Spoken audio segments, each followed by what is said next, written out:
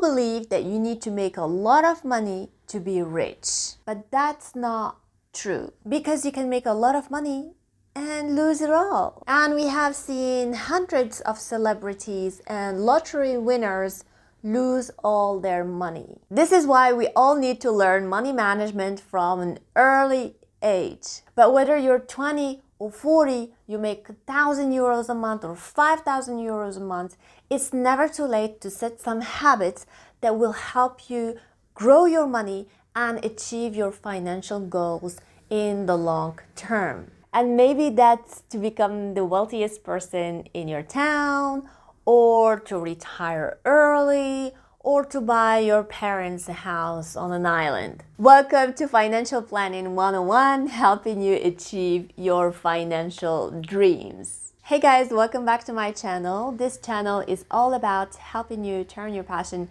into a profitable business. Passion and business are super important, but also money management, because if you make the money through your business and you don't know how to manage it, then what's the point? And hold on there, if you're one of those people that say, hey, well, money is the root of all evil and money doesn't grow on trees, this is like all stuff that we tell people to discourage one another about money, maybe because you haven't been successful with money so far. But one thing that I always tell myself, and I tell my kid as well, is that when you have money, you have choice. When you don't have money, you don't have choice. It's not about seeking money for the sake of money, but it's seeking money for what it can give you. It's a means, it's not the destination itself. So for that, one needs to be disciplined, and it's super important to have some very steady and solid habits. And the first habit that I would like you to start having, if you're not already, is to be mindful about how you consume. What are your consumption habits? How much money do you spend on rent or mortgage? How much money do you spend on food? How much money do you spend on utilities, on education, on travel, on entertainment? You need to be aware of exactly how much money you spend on each of these boxes, and be aware of where you're actually maybe spending way too much. And there's some apps that can help you track your expenses. You can download them on your phone or on your computer and start tracking your expenses, because maybe that €5 latte that you buy every morning can actually be a higher expense. So where do you spend most of your money on, and where can you cut down on the expenses? This is super important. Like, this is the rule number one, no matter how wealthy or how poor you are. Because if you don't know how to manage your 1,000 euros a month, how on earth are you going to be able to manage $1 million or euros a month? So it's all about the habits that you set in place now. The second habit that you should have, if you're really serious about growing your money, is to save. Save. I'm not saying go frugal. I'm not saying go cheap. But I'm saying anything that you can cut down, cut it down. Like, rather than going to the restaurant 5 times a week, can you go twice or maybe once? Think about it. Or if you're all the time calling Deliveroo or Uber Eats, can you cut down on that? I know it's easy, like to go on your phone and then order and wait for the food to arrive. Cooking does not have to be very complicated. And one key thing that you need to remember, if I may, is that it's not about how much money you make, but it's about how much you save. Somebody who makes 1,000 euros and somebody who makes 5,000 euros, the guy making 1,000 euros, if he's able to put aside 500 euros a month, he's making more, he's saving more, he could grow his money more and faster than the guy who's spending the entire amount that he's making per month. When we're talking about saving, we're talking about you having already paid your expenses and having put aside some money in your emergency fund. You know, that emergency fund where you put the money that you may need in the future. It could be for home renovation or a big trip that you want to make with your family, or some rainy days. So you put some money aside in the emergency fund, and then you have another budget for saving. So that's super important, like 3 kind of like baskets. Let me know down below if you are more of a spender or a saver. I'd love to know, and I'll let you know in which team I am a bit later. In fact, I can tell you now, I've always earned money. Like, I started working at age 13, and I've started making money early on. And when I was at university, I also started making money because I was working as a waitress while going to university.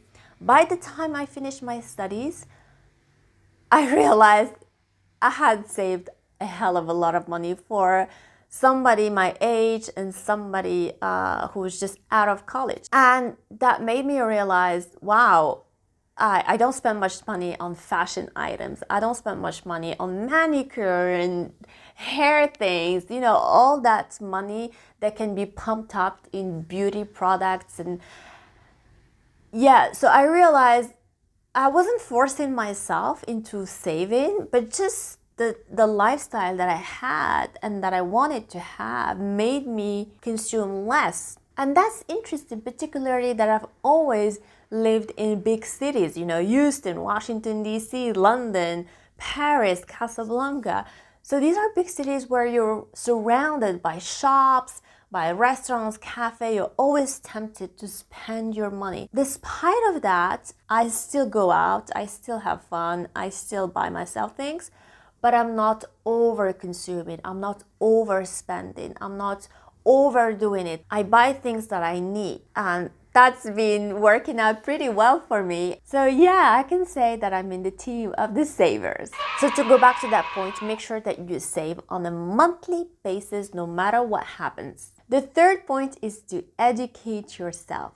And this is something that happened to me because I was saving quite a bit of money, and then I realized, what am I going to do with this? Like, it's sitting in the bank, like it's making the bank wealthier, but I'm not earning anything out of it. And I realized there's inflation, the value of the money that I'm saving is going down, I need to do something about it. So I started to read books, to go to seminars and do trainings online, anything to learn about this financial world, and learn about stock market, learn about crypto, learn about investing, learning about money and how it's being used in the world. For me, coming from a world of literacy, communication, media, journalism, I felt like I was studying in an entire different field, which was really important for me to do. I wasn't like super enjoying it, but I had to do it because this is about how to manage your money. Like, what's the point of building businesses and earning money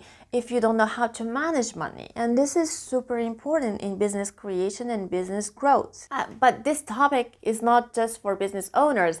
This topic is also for employees and self-employed people. And by the way, if you're looking for a book to read that's super solid, that can give you some really good basis in financial planning and financial investing, I would say that's Money Master the Game by Tony Robbins. I'm sure there are other books, but this is the one that I recommend. I think it's a 21-hour listen, at least on Audible. I listened to it and I re-listened to it because some of the learnings are incredible. The fourth point is to start investing. Yes, your first investment may not be huge, but you can start small. It's just about getting started and getting used to this world of investing. You can invest in stocks, in crypto, in real estate, in a business. So you invest the money that you don't need right now. Not the money that you put in your emergency fund, but the money that you put in your savings accounts. Like savings account,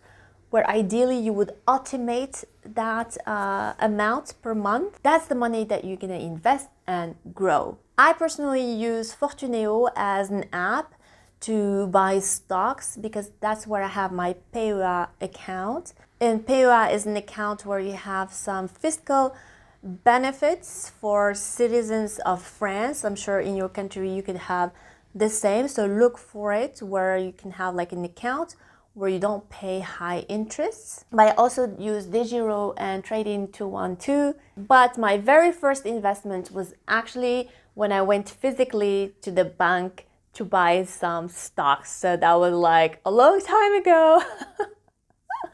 But yeah, meaning I started early, but I started timidly. Like I wasn't like full in. And today I realized maybe I should have been a little bit more aggressive and maybe more willing to learn more about the investment world. And the fifth habit that you need to put in place is to diversify. Don't put all your eggs into one basket. That's a huge mistake. Like, don't spend all your savings into one stock, or don't put all your savings into one real estate property. The idea is you want to distribute the risk so that you minimize it. Make sure you diversify the risk by investing into different sorts of things, and obviously make sure you know about what you're doing and that you're educating yourself. This is why on point 3 I made sure that it's super important. Like, you need to educate yourself, you need to learn, you need to spend time and dedicate time